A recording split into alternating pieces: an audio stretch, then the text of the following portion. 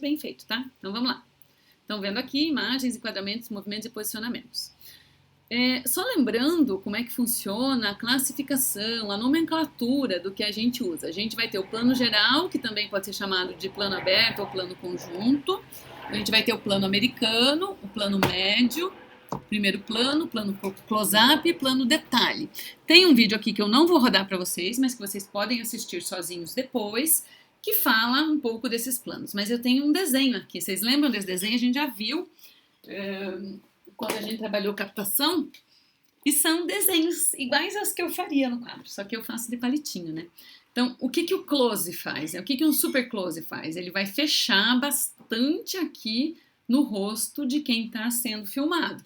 O close, ele vai mostrar um pouquinho do pescoço. O primeiro plano, ele vai cortar um pouco para cima do peito. Eu acho que esse desenho está sempre um pouco para baixo do que eu gosto. O plano médio é da cintura para cima. O americano do joelho para cima. O plano aberto mostra a pessoa inteira e o plano geral mostra também o cenário onde a pessoa está. Acho que essa revisão é tranquila para vocês e os desenhos ajudam muito. Desenhar no caderno também ajuda. Esse outro desenho aqui, ele está com nomenclatura portuguesa de Portugal, né? Mas nos ajuda. Então, plano inteiro, né? Vai lembrar que tem um teto aqui que a gente não corta nem grudado na cabeça, nem lá em cima. Então, dos pés à cabeça é o plano inteiro. Depois o plano americano, do joelho para cima. O plano médio é da cintura para cima, então é um pouquinho para cima disso aqui. Primeiro plano do ombro, né, do peito para cima. E daí os planos de close, grande close, eles chamam esse aqui, né? E daí primeiro plano, grande close, aqui já é um big close-up e aqui é um plano detalhe. Esse plano detalhe pode, por exemplo, ser de uma mão, né? Também tem um vídeo bem legal aqui, que tem cenas de filmes e de séries para vocês trabalharem, mas não vou mostrar agora, vocês vão assistir sozinhos.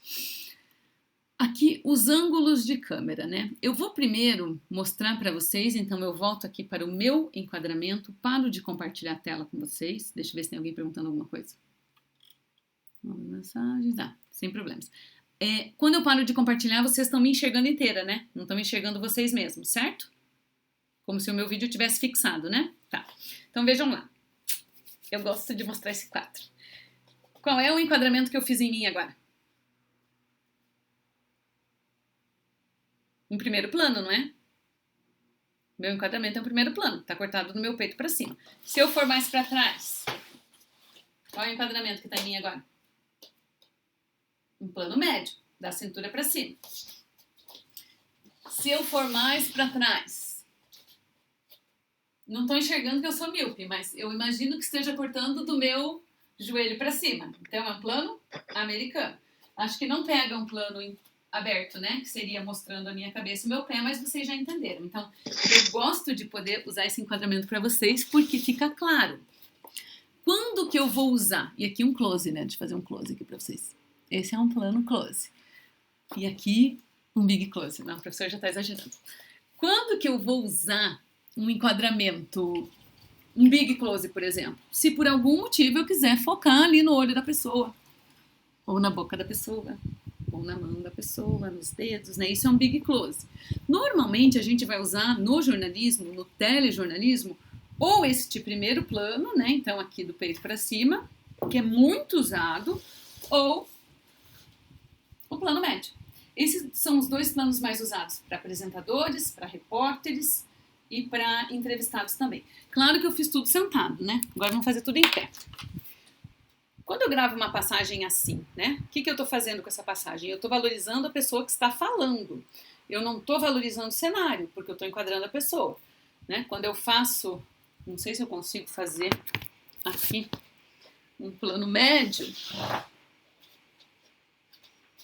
Aqui eu já estou valorizando o cenário. Vocês conseguem enxergar que aqui tem livros, ali tem um armário fechado. Se eu quiser fazer uma matéria mostrando bagunça em quarto de criança, né?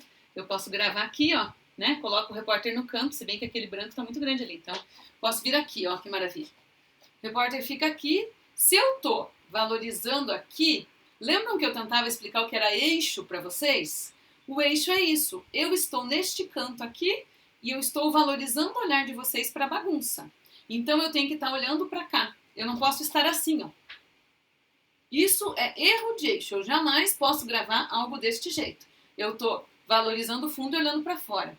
Eu acho que demorou um pouco para lembrar disso lá, quando vocês tiveram aula comigo no primeiro ano, mas aqui fica bem claro.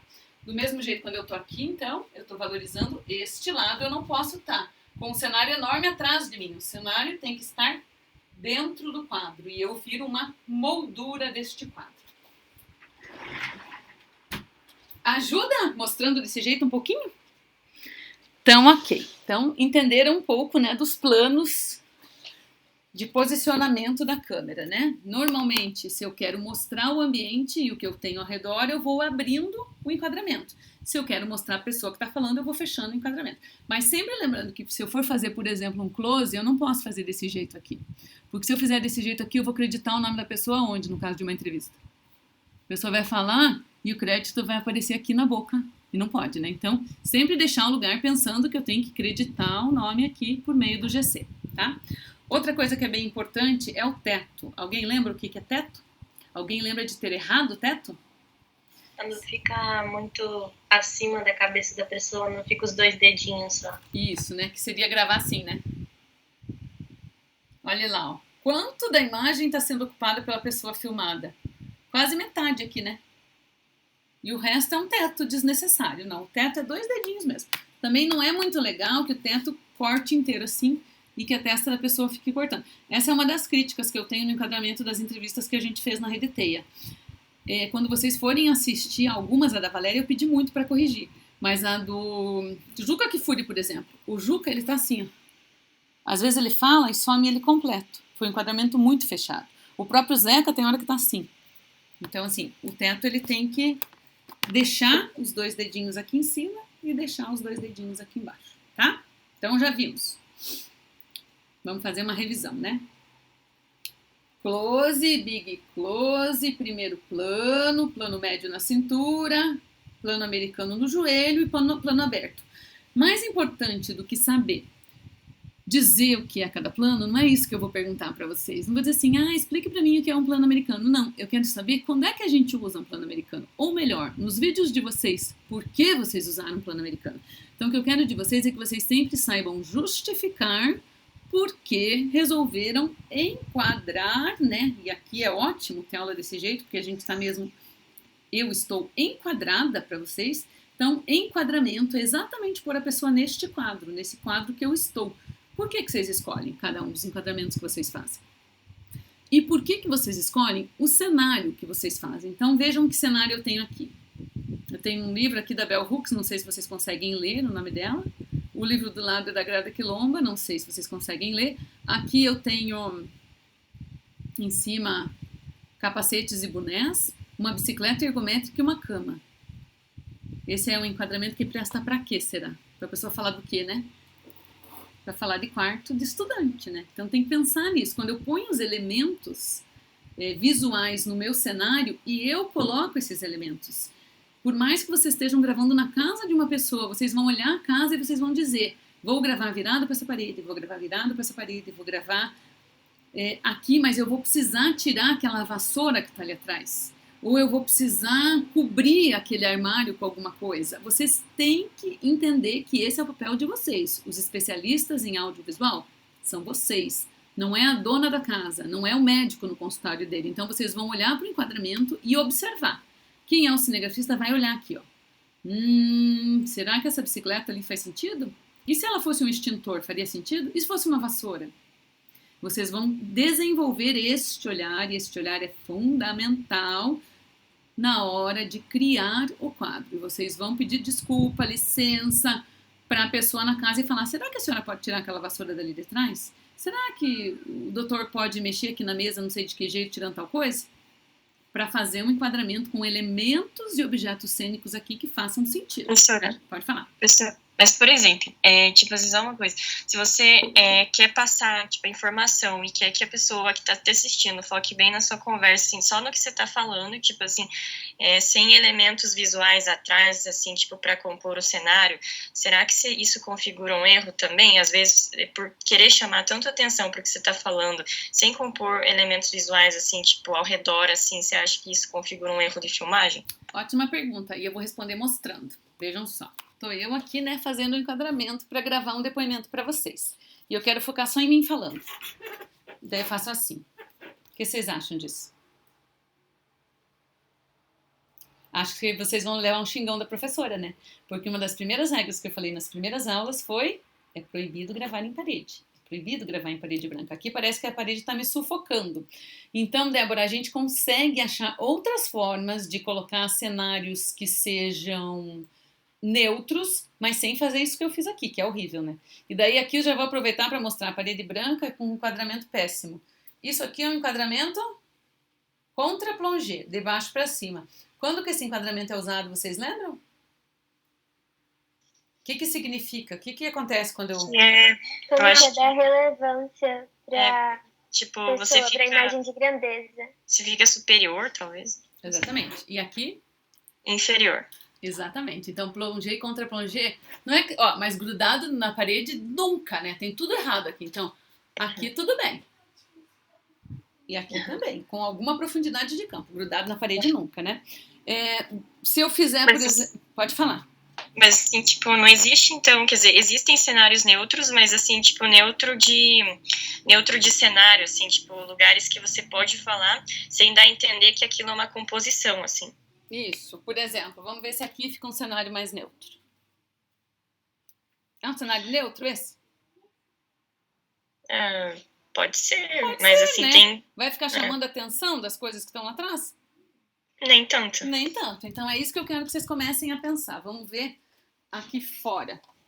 Se eu fizesse esse enquadramento aqui, eu acho que é o que vai ficar mais neutro, talvez. Só que eu não sei se o sol aqui ajuda. Ó, isso aqui, ó. É neutro isso? Talvez, tem umas plantinhas lá atrás, né? Então, pensar um pouquinho em alguns enquadramentos que não chamam atenção, né? E aqui a gente já está trabalhando com iluminação. E aí, eu adoro dar essa aula enquadrada para mostrar isso para vocês, né? O que acontece quando eu uso essa iluminação aqui? O que está acontecendo comigo? O sol está atrapalhando, né? O sol está na contraluz, né? Vocês têm que lembrar muito que o sol não pode estar atrás do objeto, a não ser que eu queira fazer um contraluz. O sol ele tem que servir, ou a iluminação qualquer que seja, para clarear o rosto. Então, o que acontece aqui? Ó? Aqui eu estou bem no sol, e o sol está lá, está bem estourado. Essa iluminação é péssima, porque estoura demais. Mas eu vou dizer para vocês que eu fiz milhares de links ao vivo exatamente assim, e sem piscar e falando lindamente como se o sol não estivesse me matando. E se eu estou fazendo ambiente externo, vai ser assim. Esse tá um cenário meio neutro, né? Eu tô ali falando biriri, biriri, bororó, bororó, bororó, bororó. Então, essa luz está direto no meu rosto, né? Aqui, onde eu tô com o rosto um pouco na sombra, ilumina bem o meu rosto e tá um pouco melhor. Então, o que eu quero dizer para vocês é assim, usem todas as janelas, as portas que tem nos ambientes onde vocês forem gravar como um LED de iluminação, como se fosse um pau de fogo. Não usem ao contrário, né? Não faz, ó. Olha o que acontece com o meu rosto quando eu estou no contraluz. Estou completamente escura e lá atrás está completamente chapado. Então, isso é completamente errado. Tenho certeza que vocês não fazem uma foto para Zaclis assim, mas tenho certeza absoluta. Vocês jamais fariam uma foto para Zaclis assim. Daí eu fico pensando por que às vezes vocês gravam uma imagem assim sem se tocar. Se vocês tiverem uma resposta, por favor, me deem, que eu já dou de exemplo nas próximas vezes que eu for ensinar isso. Porque foto não faz. Agora, na hora que vai gravar vídeo, esquece. Então, vejam a diferença, gente. Eu só estou usando a luz de fora. A luz do sol é a melhor iluminação que tem, né? Olhem meu rosto aqui e olhem o meu rosto aqui, né? Então, iluminação é tudo no mundo. É claro que nem todos vão gravar em horário que tem sol e nem sempre a gente vai poder vai gravar de dia, às vezes vocês vão gravar à noite, e às vezes o lugar que vocês têm não tem uma janela ou uma porta, então aí tem que improvisar. Professora, mas, tipo assim, você falou que o sol tava estourando na sua cara naquela posição, mas, tipo assim, é a melhor que tem, né, no caso, assim, que não vai ter posição melhor do que aquela. Aquela que eu tava no link ao vivo, que eu falei que eu já fiz vários links ao vivo assim? Isso. E daquele jeito que você mostrou na sua varanda. Vejam lá. Então, vejam lá. Vejam essa iluminação aqui. Vou ali fazer uma passagem assim. Vejam essa iluminação. Tudo iluminação tem a ver com teste. Agora, vejam se fica melhor aqui, ó. Ou se fica pior. O que vocês acham? E tá bem mais forte, né, o som. Assim, tá meio ofuscando, né? Isso mesmo, então. Eu sou obrigada a gravar daquele jeito quando eu tô fazendo link ao vivo e eu tô no ar livre porque eu quero mostrar uma manifestação, eu quero mostrar um prédio da Assembleia Legislativa atrás. Agora, se não, é melhor eu ir pra sombra. Só que aí eu tenho que cuidar que tudo tem que estar na sombra. Eu na sombra, o entrevistado na sombra, o elemento na sombra, o objeto na sombra. Porque se uma parte estiver no sol e outra na sombra, a que estiver no sol vai estourar. Tá? Então a melhor iluminação não é essa tão direta, igual aquela ali que eu tava tomando sol direto no meu rosto. Mas às vezes vai ser a que eu vou ter. Não temos iluminação suficiente. Ou a iluminação está iluminando só um lado, como aqui. Quando eu fico assim. O que acontece com o meu lado esquerdo? Tá escuro, não tá? Tá um pouco escuro? Porque a iluminação de fora está vindo aqui e aqui eu estou numa sombra. Então, como é que eu corrijo isso? Colocando uma iluminação desse lado aqui que vai refletir aqui no meu rosto. Essa iluminação precisa ser um ring light? Não. Essa iluminação vocês podem improvisar. Vocês podem usar abajur que tiver em casa, vocês podem usar a lanterna do celular, vocês podem usar o que vocês quiserem, o que vocês puderem, na verdade. E tudo que vocês usarem vai servir para iluminação. Então, assim, eu não sei se eu já indiquei para vocês verem aquele vídeo que eu fiz, acho que sim, né? Usando coisas que a gente tem em casa para gravar vídeo? Não? Então eu vou pôr ali o link também no PDF para vocês assistirem depois, porque é um que eu falo um pouco disso. Como é que a gente grava? Mas também tem luz forçada, né? Tipo, elementos que você coloca, mas que fica forçado, assim, tipo, daí a gente pode errar nesse ponto também, né? Sim, por isso que tem que fazer teste, Débora. Sempre fazer teste. Grava uma imagem de teste, olha para ela e vê como é que ficou. Sempre. Sempre o teste é fundamental para a gente conseguir a melhor luz. Então, eu acho que eu devo ter falado isso para vocês em algum momento, que fazer vídeo... Não sei qual som que tá vazando, parece que tá todo mundo com o negócio desligado. Será que é o meu que tá dando esse chiado? Vamos ver. Não. Que engraçado, né? Esse chiado, de onde que tá vindo, gente? Que estranho. Talvez seja no teu microfone, será que não é? Sei lá. Agora parou. Estava falando, né, da luz. Vocês têm que fazer testes, porque se vocês colocarem luz demais, vai ficar forçado, que é mais ou menos aquilo que eu mostrei ali com a luz do sol no meu rosto. E se vocês colocarem luz de menos, vai ficar escuro. E se vocês fizerem contra a luz, não vai dar para enxergar a pessoa. E se vocês colocarem luz só de um lado, vai fazer sombra do outro. Então, tem que testar. E esse teste tem que ser feito assistindo ao vídeo. Então, grava um pouquinho e olha o vídeo ali, dá um play para ver como é que ficou. E usa o que tiver em casa. Usa o que tiver em casa. Usa abajur, usa lanterna, usa luminária, usa lanterna do celular, usa o que for possível para fazer essa iluminação. Por exemplo, a Carol aqui, né? Por que o rosto da Carol tá escuro? Estão vendo a Carol? Porque a janela da Carol tá lá atrás. Se ela virar ao contrário, o rosto dela vai ficar super iluminado. Então, esta percepção é uma coisa que vocês precisam treinar para a vida e usar para todo sempre, amém. Tá? Deixa eu voltar. Mas luzes, assim, tipo, amarelas, são luzes que não devem ser utilizadas, né? Tipo assim, por exemplo, você tá dentro da sua casa, sua luz, assim, tipo, a luz de algum cômodo da sua casa não é a luz de LED. Tipo assim, isso é errado também, né? Olha, Débora, eu vou dizer para você sempre fazer teste, porque de repente, às vezes, você vai querer colocar essa luz amarela que você está achando que pode ser errada para iluminar um objeto no fundo. E aí ela vai criar um elemento interessante porque ela está iluminando uma parte do cenário. Por exemplo, lá atrás, onde tem aqueles livros, deixa eu ver se eu acender a luz lá, como é que vai ficar. Se dá a diferença. Deu diferença? Será? Vocês estão enxergando melhor os livros lá atrás? Ou não deu diferença nenhuma? Ah, é sutil, né? Sutil, e é uma luz amarela, entendeu? É isso que eu tô falando pra vocês. Então vai depender muito de como Cada vocês luz querem. acho que tem a sua utilidade, né? Isso.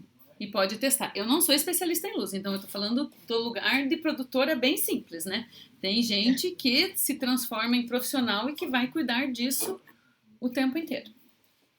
Acho que o professor Fábio pode explicar melhor essa questão da iluminação, né? Que sim, acho que ele é mais especialista que eu, né? Então, manda pergunta pro Fábio, pode perguntar. Vamos voltar aqui então para a apresentação. Estou compartilhando com vocês, né? Então, aqui vão ter 2 vídeos para vocês assistirem. Aqui, então, eu já falei do plongé, que é a câmera de baixo para cima, do contra-plongé, que é a câmera de cima para baixo. Aqui a gente tem picado, que eles chamam em Portugal, e contra-picado. Normal, frontal, lateral, traseiro e câmera subjetiva. Normalmente, no jornalismo, a gente vai usar o frontal. Deixa eu parar de compartilhar aqui. Parei de compartilhar, né? Tô eu de novo no quadro? Não, pra mim, pelo menos... Ah, agora foi. Agora foi? Tá. O frontal é esse aqui, né? Frontal. O lateral é esse aqui. E o de costas eu não consigo fazer. Se eu fizer... O computador ele tá lento porque ele tá gravando. E ele não consegue fazer as duas coisas ao mesmo tempo. Eu vou parar de gravar aqui, porque senão vai daqui a pouco desligar esse computador.